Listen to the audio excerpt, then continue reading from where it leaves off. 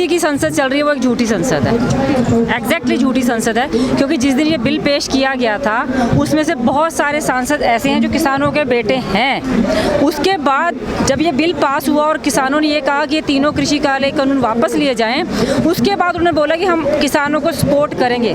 उनमें से एक वीरेंद्र सिंह जी के बेटे भी हैं। तो हमारा क्वेश्चन उनसे तब भी यही था कि अगर सच में आप हमें सपोर्ट करना चाहते हो तो जिस दिन आपके पास संसद में ये बिल पास हुआ कोरोना काल के अंदर, जब सारी दुनिया को आप घर के अंदर बंद कर देते हो, इमीडिएट एक मीटिंग बुलाई जाती है और बिल पास कर दिया जाता है, और वो भी उन स्टेट्स को बिना बताए, जो कि स्टेट का काम है बिल पास करना, आप पास करते हो। इट मीन्स कहीं ना कहीं आप लोगों के मन के अंदर खोट है। और वो जो सांसद बाद में आके हमें सपोर्ट कर रहे थे, उनसे एक ही क्वेश्चन था कि जिस दिन बिल पास हुए तब आपने साइन क्यों किया। तो मैं तो यही कहूँगी वो वाली सांसद झूठी है। आज जो ये सांसद यहाँ बैठे हैं, जो संसद भवन या पार्लियामेंट चल रही है, एक ये सच्ची पार्लियामेंट है।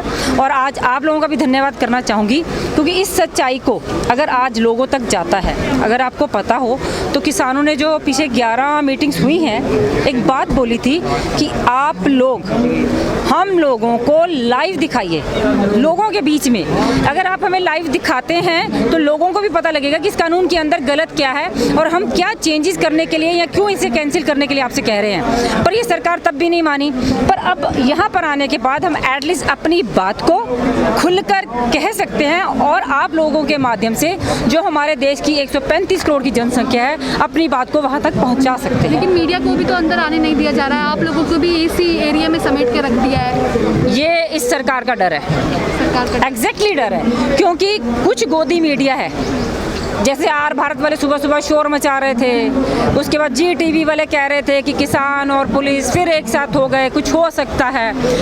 इस मीडिया को तो वो प्रेफर करते हैं कि अंदर आए, पर आप जैसे जो अच्छे और सही हैं, जो लोगों को सच्चाई दिखाना चाहते हैं, क्योंकि ये सरकार नहीं चाहती कि किसानों की सच्चाई, अच्छाई और जो एक्चुअल में हमारी प्रॉब्लम्स हैं वो लोगों तक पहुँचे, इसीलिए मीडिया को रोका गया। यहाँ क्यों?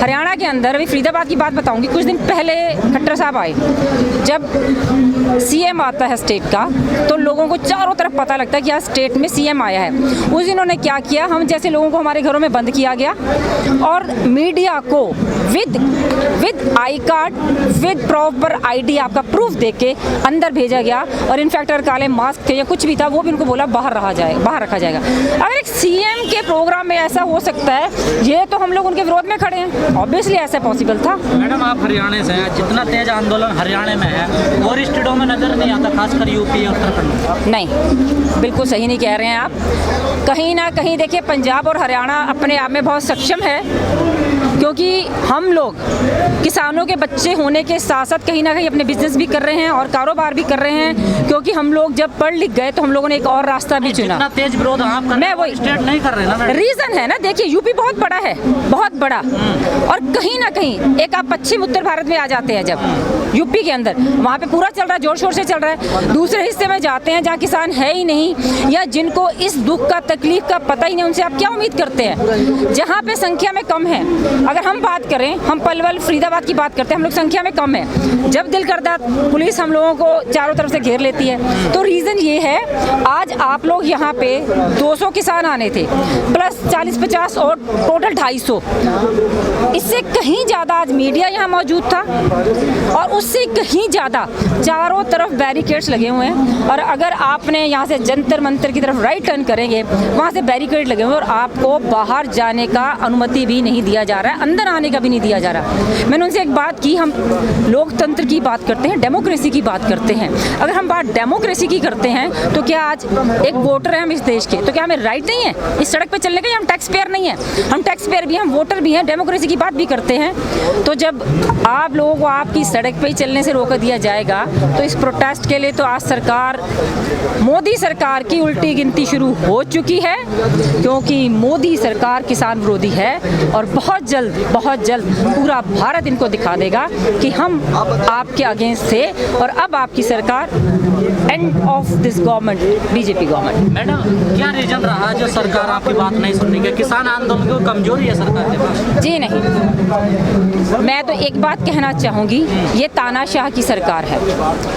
जब जब कोई भी तानाशाह जिस भी देश में आया है, उसने जब देश को बिल्कुल धरती पे ले आया है तभी माना है। अभी थोड़े दिन पहले जब संसद के अंदर ये बात की गई थी, आप लोगों ने भी इस लोगों को पब्लिश किया था कि मोदी गवर्नमेंट कह रही है कि कोरोना काल के अंदर ऑक्सीजन से किसी की डेथ नहीं हुई, और इस सच्चाई को पूरा भारत जानता है, क्योंकि हम लोगों ने खुद ने ऑक्सीजन के पूरे और लगा रखे थे।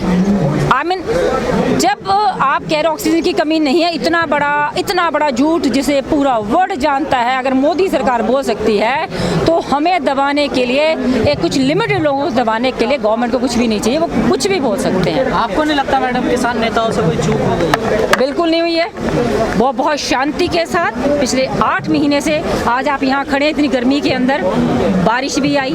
अभी जब 26 नवंबर को चले थे, आज 28 नवंबर को सड़कों पे इतनी ठंड में सोए थे, इतनी ठंड में, ऊपर लेने के लिए कुछ नहीं था। वो दिन किसानों ने देखे हैं, आंधी देखी है, बारिश देखी है, तूफान देखा है। आप मुझे बताइए, इन सब सांसदों से कहिए खुली सड़क में आकर 1 महीना बैठ कर दिखा दें, अगर ये बैठ जाए तो हम मान जाएंगे हमसे गलती हुई है, पर जो 8 महीने से शांतिपूर्ण तरीके से बैठा है, गलती बिल्कुल नहीं हुई। बस ये सरकार अपने इतनी अकड़ में चल रही है कि अगर आज मैंने किसानों की बात मानी तो पूरे देश के अंदर बहुत सारे लोग हैं जो इनका विरोध कर रहे हैं। हरियाणा के अंदर पीटीआई टीचर्स भी हैं और अपने आशा वर्कर्स भी हैं। आजकल ओम प्रकाश चौटाला जी जा रहे हैं बॉर्डरों पर, धरना स्थलों पे, क्या समझा जाए? उनकी सरकार में भी तो किसानों का कुछ ऐसा खास नहीं हो। मैं इस पॉलिटिकल बात का तो आपको जवाब देना ही नहीं चाहूंगी।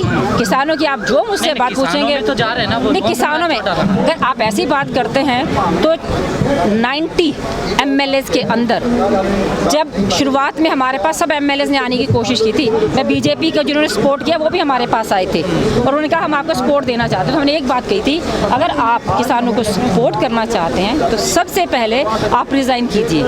किसी ने रिज़ाइन नहीं किया, खड़े होकर शोर जरूर मचाया कि आज ये वाला MLA 11,000 10 बार बोलने को कहते थे, बोलिए, दिए दिए दिए दिए। अभय सिंह चौटाला एक सिंगल ऐसा MLA था जो वो पहली बार किसान आंदोलन में आए, लोगों ने बोला आप तभी हमारे साथ आके खड़े हो सकते हैं अगर आप रिज़ाइन करके आए। तो अभय सिंह चौटाला ने बिल्कुल नहीं सोचा, उन्होंने बोला अगर आप कहते हैं तो मैं रिज़ाइन देकर आऊँगा।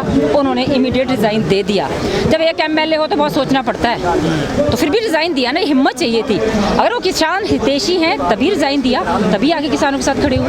तो क्या समझा जाए इन लोगों का भविष्य कुछ है हरियाणा में? अगर आप मुझसे पॉलिटिकली बात करना चाहेंगे तो मैं कहूँगी कि प्लीज़, यहाँ से आज किसान बैठा है, किसानों के बारे में हम बात करें तो ज़्यादा अच्छा है कि किसानों का भविष्य क्या है। किसानों का भविष्य ये है, अगर आज जिनके पास ज़मीन नहीं है, प्लीज़ आप लोगों के पास ज़मीन है, अगर आज आप नहीं जागते तो आने वाली आपकी नस्लें, क्योंकि ये थाली की बात है, हमारे घरों की थाली में से धीरे धीरे ये बीजेपी सरकार अन्न खींचती जा रही है। और अगर आज भी हम नहीं जागे और इसके विरोध में नहीं खड़े हुए तो हमारी थाली का अन्न भी एक दिन हमसे खींच लिया जाएगा। संयुक्त मोर्चा के जो किसान नेता उनमें भी कुछ अंतर मतभेद हैं क्या? भाई परिवार एक है, आपके परिवार में भी जब आप 10 लोग इकट्ठे बैठते हैं तो कई बार आपस में भी हमारे लड़ाई झगड़े हो सकते हैं, तो क्या इसका मतलब परिवार अलग होता है? ऐसा नहीं है, हम सब अपने अपने विचार व्यक्त करते हैं। हो सकता है किसी को किसी का विचार ना पसंद है, बट नहीं, वो कमजोरी नहीं है। इन द एंड हम सबकी एक ही बात होती है, हम सब एक हैं। जो आगे के हमारे नेता तय करेंगे रणनीति, हम लोग उनके साथ, उनके पीछे खड़े होकर उन्हें पूरा सपोर्ट करेंगे। 5 सितंबर को एक पंचायत होने वाली है, क्या कोई पार्टी उर्टी का आगाज हो रहा है? नहीं, अगर आगाज होना होता तो बहुत पहले हम लोग खड़े हो चुके होते। किसान आगुओं का यही कहना है कि हम कोई पार्टी नहीं बनाएंगे और हम लोग किसी पार्टी को सपोर्ट भी नहीं करेंगे।